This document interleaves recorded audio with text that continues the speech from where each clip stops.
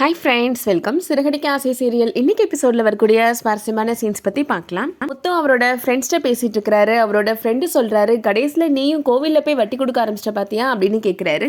ஆமாண்டா, முன்னாடிலாம் நான் கோவிலில் க்யூவில் நிற்கிறவங்கள பார்த்தா முழுசாக பணம் கொடுத்தா இப்படி எதுக்கு க்யூவில் வந்து நிற்கணும்னு நானே கிண்டல் பண்ணுவேன் அப்படின்னு சொல்கிறாரு. கடைசி நானே அதில் போய் நிற்கிற மாதிரி நிலைமை ஆயிடுச்சு அப்படின்னு சொல்லிட்டு இருக்கிறாரு முத்து. மொத்த பணத்தை கொடுத்துருக்க வேண்டியதானடா அப்படின்னு அவரோட ஃப்ரெண்டு சொல்கிறாரு. நான் வச்சுக்கிட்டா கொடுக்க மாட்டேன்னு சொல்கிறேன் அப்படின்னு முத்து கேட்குறாரு. காரை நிப்பாட்டுறதுக்கு இடம் இருக்கோ இல்லையோ எல்லாரும் காரை வாங்கி ரோட்டில் நிப்பாட்டி வச்சுருக்கானுங்க அப்படின்னு சொல்கிறாரு. 1 மணி நேரம் ஆச்சு, ஒரு ஃபோன் கால் கூட வரல சவாரிக்கு அப்படின்னு சொல்கிறாரு முத்து. இருந்தால் நம்ம பொழப்பு எப்படி தான் நடக்கும் அப்படின்னு கேட்டுட்ருக்கிறாரு. அப்போ அவங்க 2 பேர் பைக்கில் வந்துட்டுருக்குறாங்க. பைக் திடீர்னு ஸ்டார்ட் ஆகாமல் போயிடுது. இறங்கி நின்று பைக்கை பார்த்துட்ருக்குறாங்க. முத்துவோட ஃப்ரெண்ட் அவங்கள பார்த்த உடனே, பாண்டிச்சேரியில் நம்ம வண்டியில் சரக்கேற்றினது இவன் தாண்டா அப்படின்னு சொல்கிறாரு. அவங்கள பார்த்த உடனே அவனுங்க ஓட ஆரம்பிச்சிடுறானுங்க. ஆனால் முத்து ஓடி போய் அவனை பிடிச்சிடுறாரு. சரக்கேற்றுறதுக்கு என்னோட வண்டி தான் கிடச்சிச்சா, உன்னால் இப்போ நான் போலீஸில் மாட்டி தேவையில்லாமல் வட்டி கட்ட முடியாமல் சுற்றிட்டு இருக்கிறேன்டா அப்படின்னு கோவமாக பேசுகிறாரு முத்து. உன்னை நான் கொல்லாமல் விட மாட்டேன் அப்படின்னு சொல்லிட்டு இருக்கிறாரு முத்து. இதுக்கு காரணம் நான் கிடையாது, எனக்கு இதுக்கும் எந்த சம்மந்தமும் கிடையாது, சுதாகர் அண்ணன் தான் இந்த மாதிரி பண்ண சொன்னார் அப்படின்னு அவன் சொல்லிடுறான். இந்த கந்து வட்டி சுதாகரா அப்படின்னு கேட்குறாரு முத்து. ஆமான்னு அவன் சொல்லிடுறான். இதுக்கெல்லாம் காரணம் அந்த சுதாகர் தானா அப்படின்னு சொல்லிட்டு ரொம்ப கோவமாக முத்துவோட ஃப்ரெண்டும் முத்துவும் அவனை பார்க்குறதுக்காக கிளம்பி போகிறாங்க. இதுக்கிடையில் இப்போது முத்து வீட்டில் நடக்கிறத காமிக்கிறாங்க. விஜயா இப்போ அவங்க ஃப்ரெண்டு பார்வதிட்ட சொல்லிட்டு இருக்கிறாங்க, நல்ல வேளை கோவிலில் வச்சு அவர்கிட்ட மாட்டாமல் போயிட்டேன், மாட்டியிருந்தேன்னா எனக்கு கும்பாபிஷேகமே பண்ணியிருப்பாரு அப்படின்னு சொல்லிட்டு இருக்கிறாங்க. முத்து எதுக்காக ஃபைனான்ஷியர்கிட்ட பேசிகிட்டு இருந்தான்னு தெரியலையே, ஒருவேளை நான் பத்திரத்தை அடகு வச்சது அவனுக்கு தெரிஞ்சிருக்குமோ அப்படின்னு கேட்குறாங்க. அப்படி தெரிஞ்சால் முத்தை நேரத்துக்கு வீடு ரெண்டாக்கியிருப்பான்ல அப்படின்னு சொல்லிட்டு இருக்கிறாங்க பார்வதி. நீ போய் அந்த பூக்கட்டுறவள்கிட்ட போய் விசாரி, எதுக்காக கோவிலுக்கு வந்தாங்க, அந்த ஆளை எப்படி தெரியும்னு விசாரித்து சொல்லு பார்வதி அப்படின்னு சொல்கிறாங்க விஜயா. மீனா கிச்சனில் வேலை பார்த்துட்ருக்குறாங்க. பார்வதி இப்போது மீனாவை பார்த்து பேசுகிறாங்க. நீங்களும் கோவிலுக்கு வரதா இருந்தால் விஜயா கூடயே சேர்ந்து வந்திருக்கலாம்லம்மா அப்படின்னு சொல்கிறாங்க. கோவிலுக்கு தான் போக போகிறோன்னு எனக்கே தெரியாது அப்படின்னு சொல்லிட்டு இருக்கிறாங்க மீனா. ஆமாம், அங்கே நீங்கள் யார்கிட்டயோ பேசிகிட்டு இருந்தீங்களே, யார் அது அப்படின்னு பார்வதி விசாரிக்கிறாங்க. அவருக்கு ஏதோ தெரிஞ்சவர் போல், மற்றபடி எனக்கு எதுவும் தெரியாது அப்படின்னு மீனா சொல்லிடுறாங்க. விஜயாட்ட வந்து பார்வதி சொல்கிறாங்க, நானும் மீனாட்ட விசாரித்தேன், அவளுக்கு இந்த விஷயம் பற்றி எதுவும் தெரியல அப்படின்னு சொல்லிடுறாங்க.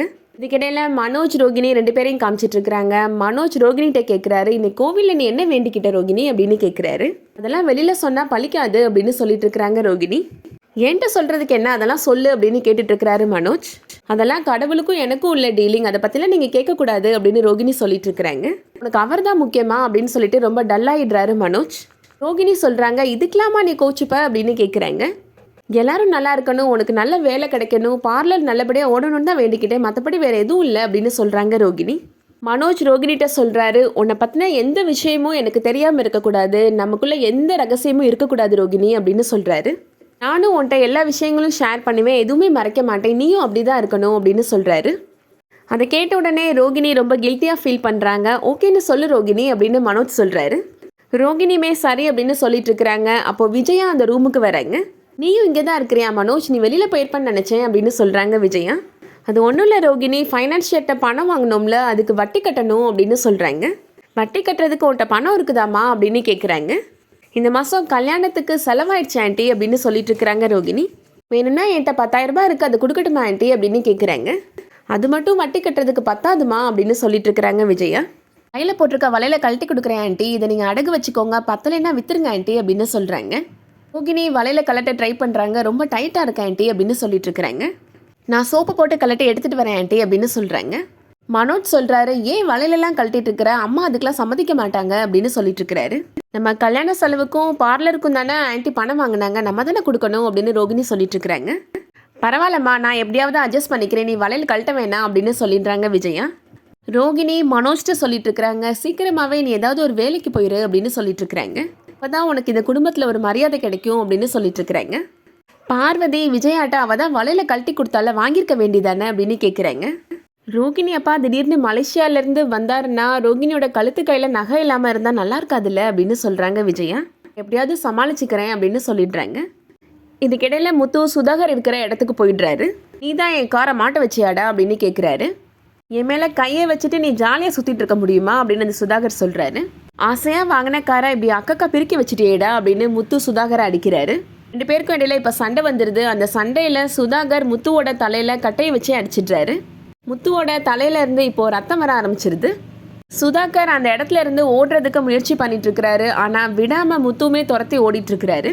இந்த இடத்துக்கு இப்போ ரவி வந்துடுறாரு. என்னடா பண்ணிட்டு இருக்கிற அப்படின்னு கேட்குறாரு. இந்த சுதாகர்னால தான் நம்ம கார் போலீஸில் மாட்டுச்சுடா அப்படின்னு சொல்லிட்டு இருக்கிறாரு முத்து.